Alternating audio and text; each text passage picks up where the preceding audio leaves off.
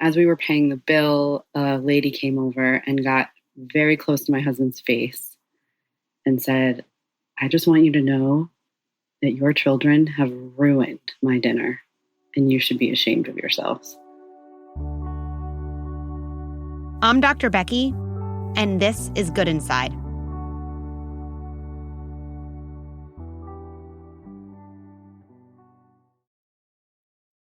So here's something I'm thinking a lot about as my kids get older.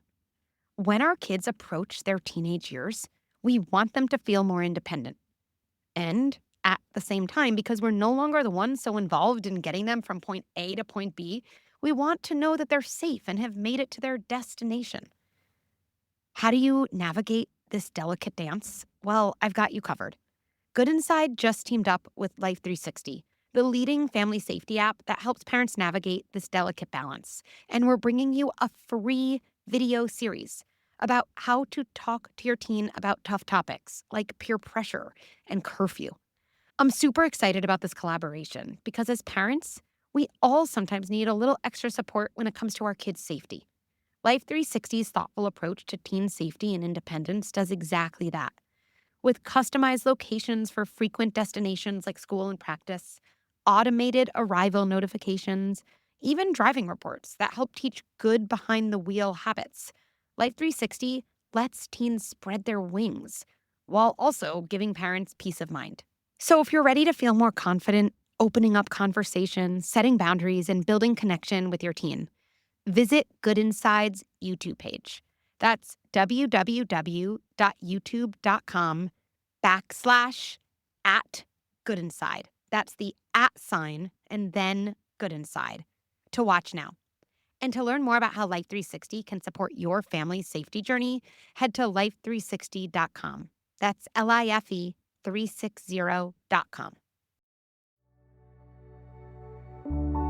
Let's talk about one of the most adventurous things a parent can do. Go to a restaurant with young children. I've been there.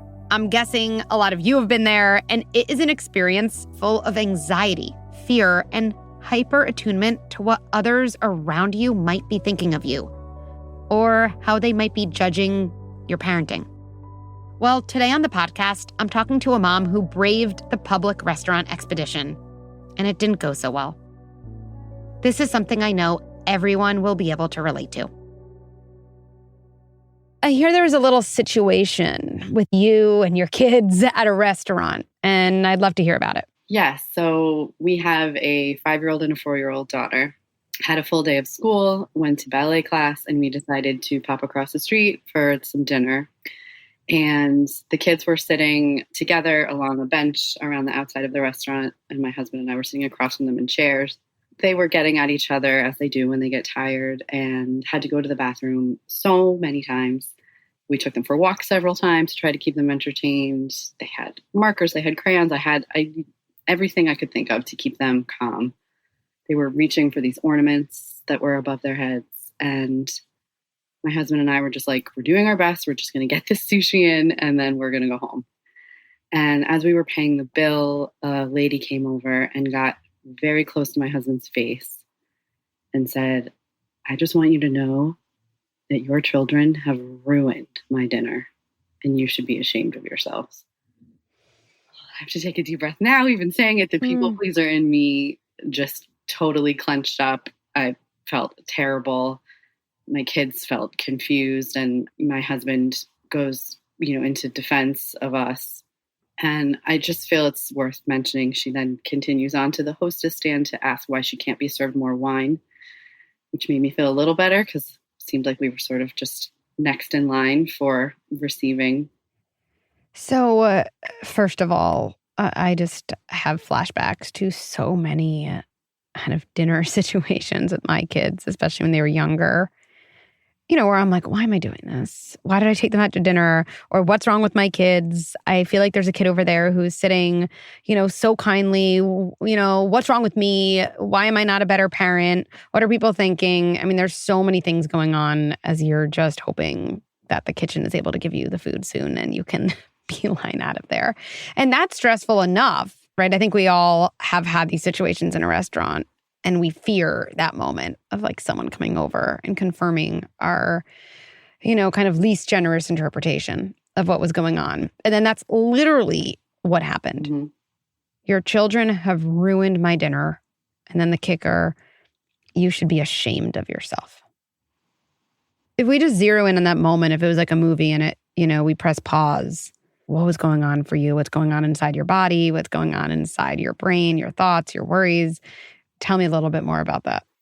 Yeah, I think I keep thinking of that part in the Matrix, like when everything slows down and there's all the zeros and the ones. And like I mentioned, like the people pleaser in me just was like crushed. Like I immediately start thinking like, well, they kind of ruined our dinner too. Like they didn't ruin it, but it was a challenging moment for everyone. So I felt ashamed. And this is the nurse in me. I also felt like, what is going on for this person that like she's speaking to us that way? And also, especially in regards to my husband, I just wanted to get us out of there with as little confrontation as possible, where his MO is more to defend. And he did mention to her that she should have some, I think, dignity is what he said on the way out, because she was still at the hostess stand talking about the wine. So the last piece that I was thinking about was like, how is this going to impact my kids? Because we've been so lucky to be part of this community and been working on repairing and apologizing, and we're getting good at it, I think. But I have no idea. I've thought about it a lot and I've talked to them about it afterwards, but that was something else I was thinking about. Like, how are they going to feel? I don't want them to feel ashamed of like reaching for Christmas ornaments in a restaurant, I think there's so many levels. There's this narrative about like kids and their behavior and staying in line. And even though I don't buy into these ideas, Ariana, like there's still this image for me of like the family who can go out to dinner with kids who like sit in their chairs nicely and like, order with a please and say thank you and put their napkins on their laps. And unlike my kids, eat rice with like a fork, not their hands. That family has like really done something right. And like those kids are going to be successful in life. And I have done it all wrong. There's also, I think, another level, which is just what was I taught growing up about how proper I needed to be, about how much space I had to like kind of be a kid versus, please the people around me by showing off about how compliant I was. And then there's this last level, which you just named, that I think a lot about. How do we repair with our kids for moments that we didn't cause ourselves, but they're not going to get a repair from the person, that they would most directly need it for? So let's start with that first one. What has in general going to dinner been like? Kind of when you think about going to dinner with your two young kids, just like what types of things come up for you? I think about an older non-mom version of myself, not understanding perhaps like that what my goal is now is to do the best I can and let these little people be out in society and just do the best I can to keep them occupied. I don't expect them to sit there. I don't expect them to say please and thank you every time. And I see all kinds of different things when I go out, and my heart goes out to people who are trying to like get their kids to use the chopsticks and say please and say thank you. And I don't know. I think I fall somewhere in the middle of all that at this point. And like, I think it's just worth like establishing, right? Like our kids' job really is exploration, right? They explore a lot, right? That's why they put everything in their mouth when they're, 1 and 2, because that's the way they can really learn about objects. That's why they crawl all over the place and walk and kind of find things in drawers that they're not supposed to find, but do anyway. And that's why they like to move. Like, that's why they like playgrounds. That's why they like to climb on things. That's why they like to touch things. That's why they hopefully do see things in restaurants like, oh, what's that? Right? They're learning about the world, which is really, really not so conducive with sitting in one place, not wiggling your body and just staying there. And so I often do think every time we take our kids to some dinner where they have to sit there, or some show where they're supposed to like sit, in the seat and just watch one thing, it really is at odds with what they're developmentally accomplishing in the other parts of their day, which is learning by doing and learning by touching and learning by exploring. So just for everyone listening to this who's thinking like, yeah, it's a disaster when I go out to dinner with my young kids. There's something really de-shaming about realizing, okay, well, that's because my kid's job is to move around and explore. And sitting at dinner is the opposite of that. Then another thing is, and I know you probably know this, but I think for me, when I've taken my kids out to dinner, I've underestimated how much I needed to like prepare them for like what this situation would demand of them. Because like I was like, yeah, we're just gonna go grab dinner, right? And the times that I have paused and been like, oh, what happens at a restaurant when you want food? Is it like, oh, I want grilled cheese and here's my grilled cheese? And just to have my kids say, no, it's not like that. Oh, you have to wait. It's so annoying. Like whenever I've even done that on the car ride with them, and this was one of my best moves. Oh, what if the chicken fingers aren't like the chicken fingers we make in our house? And just like starting that circuit. Like we've all kind of adapted to restaurants. And I often do forget to do with my kid. And then they're sitting, they're like, why is my food not here? They're like, oh, I don't like this type of, pasta. I thought it was going to look like the one at home. And sometimes I forget, wait, like they just don't have as much world knowledge as I do. And nobody likes to be surprised, right, by things that aren't going the way they expect. Sometimes I reflect after like, oh, I probably could do more to like set them up, not for success so that woman doesn't judge you, but just for success in terms of understanding what's about to happen. And I think if we had taken a few minutes to do that, it really might have had an effect because what our goal was like, we don't want to cook. We've all had a long day. Like, let's just eat something. And like you said, like we're adults, we can handle that. But if I would have taken 5 minutes to just sit with my husband and be like, all right, let's, whatever, and give them a little bit of more information. And they do really well with that. And that's also why I mentioned, like, they were sitting on the bench together. Like, they should have been separated. Like, just a little more thoughtfulness from me beforehand would have had a good effect and would have, like, felt better for them in their little bodies. Because I don't want them to feel bad. Like, they wiggle, right? Like, they can't sit still, That's what they're supposed to be doing. Totally. And I think there's a really nice kind of two things are true here as a parent. Like, yeah, like I'm going to try to remember those small kind of reminders or anticipations, right, with my kids. And inevitably, there's going to be plenty of moments I don't do that. We can't do that all the time. And then, yeah, like things are probably just going to be a little messier and, a little bit more unruly. It doesn't mean I'm a bad parent. It definitely doesn't mean I have a bad kid. It means hopefully I get them to bed at a decent time and can sit on the couch and just be like, oh my God, that was not what I wanted it to be. Right? I said, oh my God, I came and left you a voice note. That's what I said. Yeah, perfect. Well, see, it all worked out. Okay, next thing. I'm just curious as context here, and definitely in context in terms of how you ended up responding to this stranger's comment.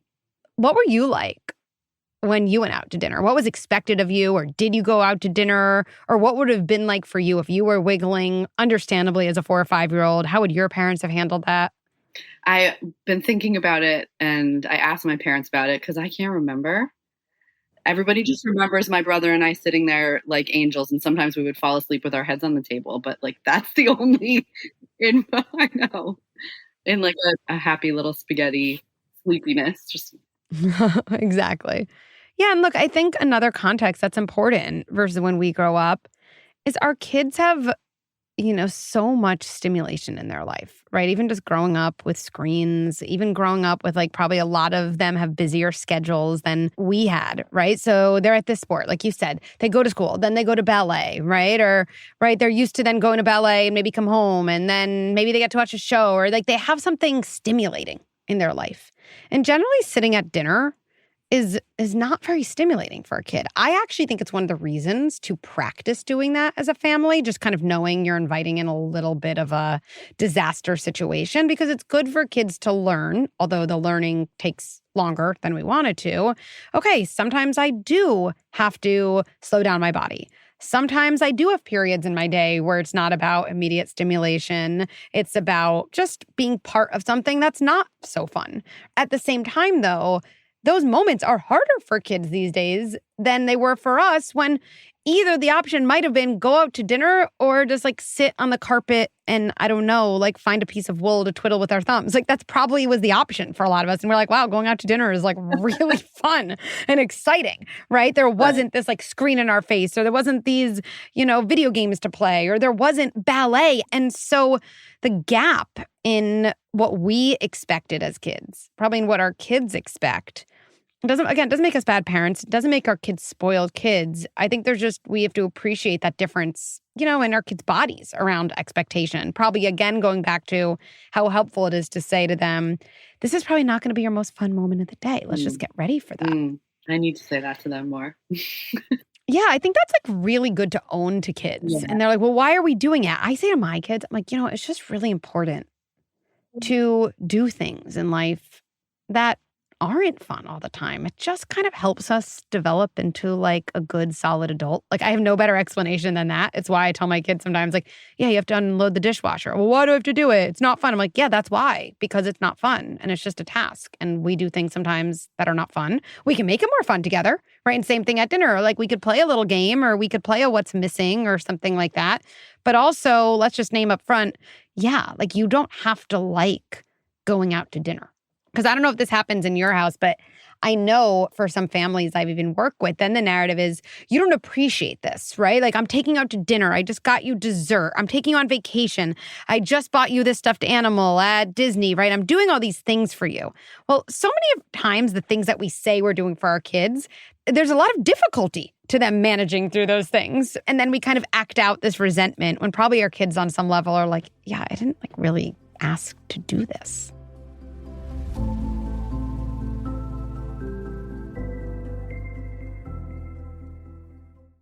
Have you heard about my new children's book? That's My Truck, a good inside story about hitting. Well, it's coming out in just a few weeks, and I'm so excited to share that I'm partnering with Camp to celebrate its release. I'm hosting special signings at camp locations in New York, Los Angeles, and Chicago. If you don't know about Camp, well, they're sort of part toy store, part immersive family play space, and they all have a magic door. How cool is that? Kids love it. They're all about bringing families together through play. And if you attended my How to Play event, you know that play is one of the strongest tools for connection and cooperation. So if you have kids ages 4 to 8, and if you're anywhere near New York on April 7th, LA on April 23rd, or Chicago on April 24th, please, please, please come by Camp and bring your kids. They'll have activities to do, and every child's ticket comes with a copy of my book, and I'll be there to sign it for you and hear your stories. It will be so much fun, and I would really love to meet you and see you there. You can learn more about the tour at www.camp.com/doctor-becky-that's-my-truck. Okay, so let's zero in on this moment. So this woman comes to you after what you already experienced is not such an enjoyable dinner. And she just, goes for the jugular, right? Both like, you ruined my dinner. And it's just a line. It's so aggressive. You should be ashamed of yourselves. It's really aggressive. And your your anxiety acts up. Like, yeah. I mean, she just like served me a fresh plate of shame. And like, yes. We didn't ask for it. We didn't know it was coming. Like, yeah. But then when it happened, I sort of felt like, oh, this was coming, wasn't it? Like it was just sort of looming over all the, drama of the night and anxiety that I still feel it, like talking to you. I feel it when I was thinking about talking to you. I feel it if it just popped into my head. But I think I'm able to sit with it in a way, like just a previous part of me, like wouldn't have been able to show up like this and talk about it like this. And yeah. Well, look, I don't even know if I've said this yet. First of all, like, I'm sorry that happened. That just stinks. Like, flat out, that stinks. Like, nobody wants that to happen. And also, nobody handles that situation that well. Like, because it's so aggressive. And our body often has learned to freeze in those moments. It sounds like your husband a little more had, like, fight or flight activate. Yeah. And you had a little bit more of this freeze. Definitely. which is a shame response, right? And one of the interesting things about any of us who have that freeze response is I think it gets layered with additional shame after, where we then say the next day, like, why didn't I even say anything? Like, what's wrong with me? For sure, I went there. Right. I think understanding that's really important, that none of us change through shame. Shaming ourselves is actually activating this animal defense freeze state. Even being able to say hi after to the shame, so it doesn't layer on, is really important. Very few people react in a way that they're really proud of holistically after, when they're met with such aggression. And I probably learned when I heard offensive comments to kind of pause. I must have learned that that was, the best of all possible reactions. And I need to appreciate that in my history before my body's able to move forward in a different way. That's so helpful. I think I knew that on some level, but you just saying, like, spelling it out like that, like that's a coping skill and like a survival skill, right? Like, just freeze. Like, this is aggressive. Just breathe. And we don't have to fix it or do anything. Like, just stay safe. Yes.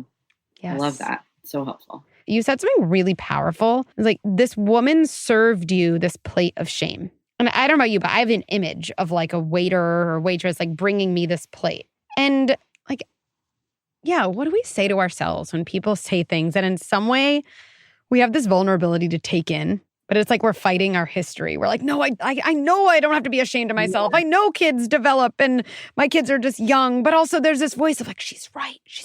Like, you haven't done it, right? And we're like warring with ourselves.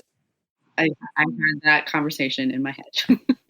Yeah. So maybe we'll come up with something together. We'll go step 1, step 2, and there's no right answer. So we'll just co-create it. So for me, step 1 is putting my feet on the ground and like my hand on my heart and just taking in a breath that has a longer out breath than in breath, which is like such a powerful trick to know about our body. Like, you fool your body into activating the parasympathetic nervous system. So it's a way of your body saying like, wait, this isn't an emergency, right? Because like, so saying like,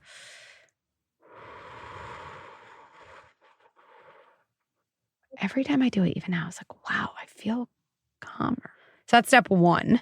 What might step 2 be after you kind of have a little bit of groundedness? What might you say to yourself to really give a little bit more distance between this person's comment and your truth? I just thought of bringing it back to the platter of shame. I just know that like, this is to make it an object, like a ball someone's trying to throw to you. And I do not have to catch this ball. Like I see you, I hear you. I'm doing my deep breathing and you can take your platter somewhere else. We'll send it into the universe. Nobody, something like that. Yeah. And for everyone listening, what you just did, I don't even know if you noticed you did it, but I saw it on video. And I think about this all the time with my kids when they say stuff I don't really want to absorb.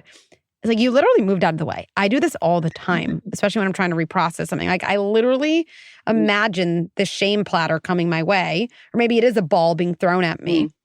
And I'm not going to spend my energy swatting it away, because that's also energy.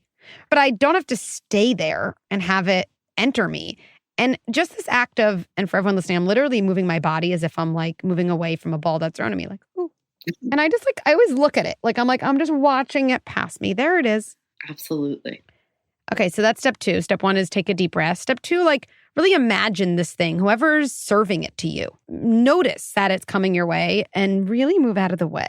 And then I think some simple words, like, it sounds so obvious, but we need to hear it. What other people say about me isn't necessarily true. Or that person thinks I should be ashamed of myself. I know I'm a good parent whose kids were a little bit rowdy at dinner, Or, like you said, sometimes it is helpful to gain distance, to say, wow, I was just like a pawn in that person's chessboard. I often think like, I must have been an actor in that person's play. That person must have had parents who were so harsh to them. And they were just reliving something from their past. This had nothing to do with me. And then I want to talk, Ariana, about what you mentioned before, which is, how do we repair with our kids for moments that happen that they pick up on and that don't feel good and they're not going to get that repair for? So we have to give ourselves, I think, just, again, that compassion and understanding of our body. If I might not do that right away. My body needs time to unfreeze. I need to get to that place again where I'm like, wait, I'm safe. I'm breathing. This is not a me thing. I'm watching this kind of shame pass by.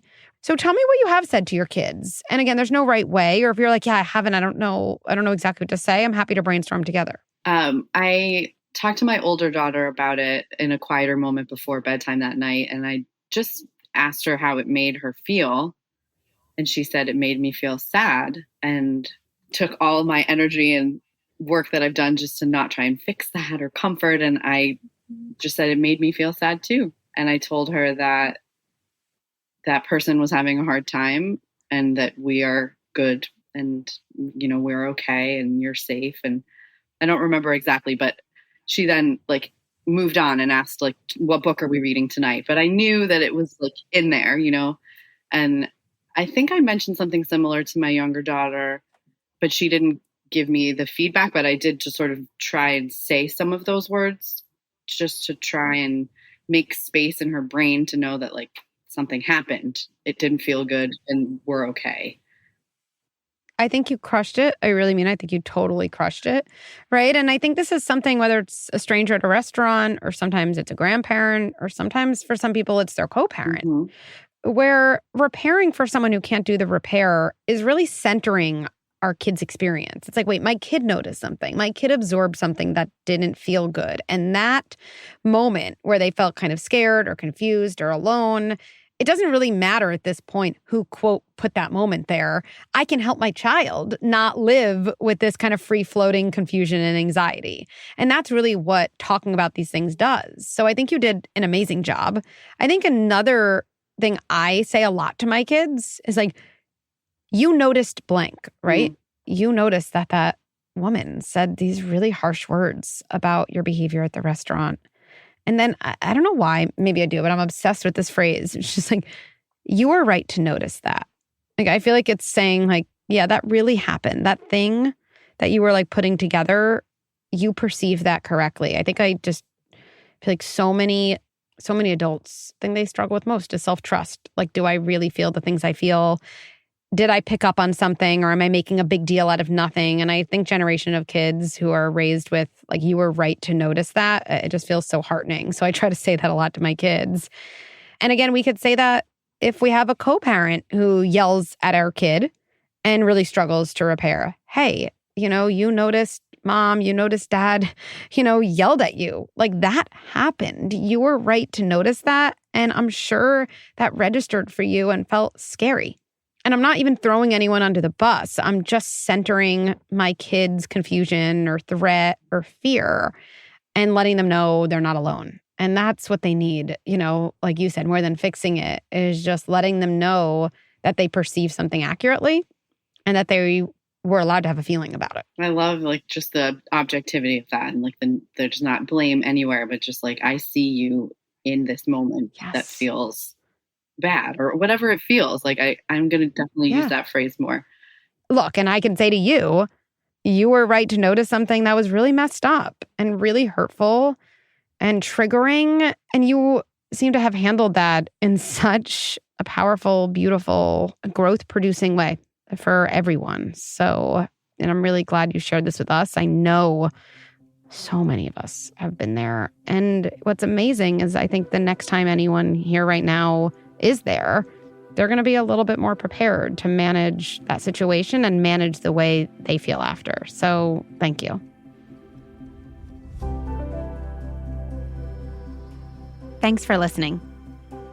To share a story or ask me a question, go to goodinside.com/podcast. You could also write me at podcast@goodinside.com. Parenting is the hardest and most important job in the world.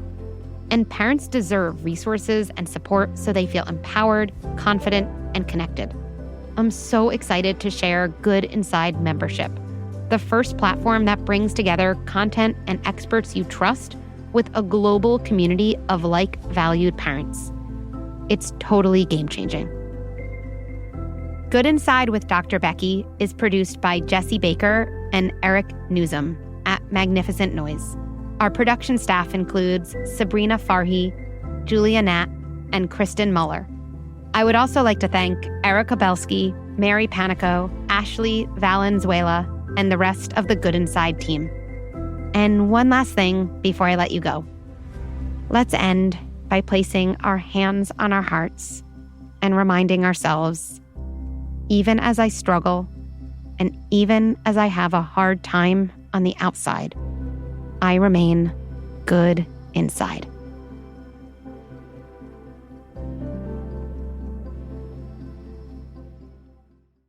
Today's episode is in partnership with Life 360 and Camp.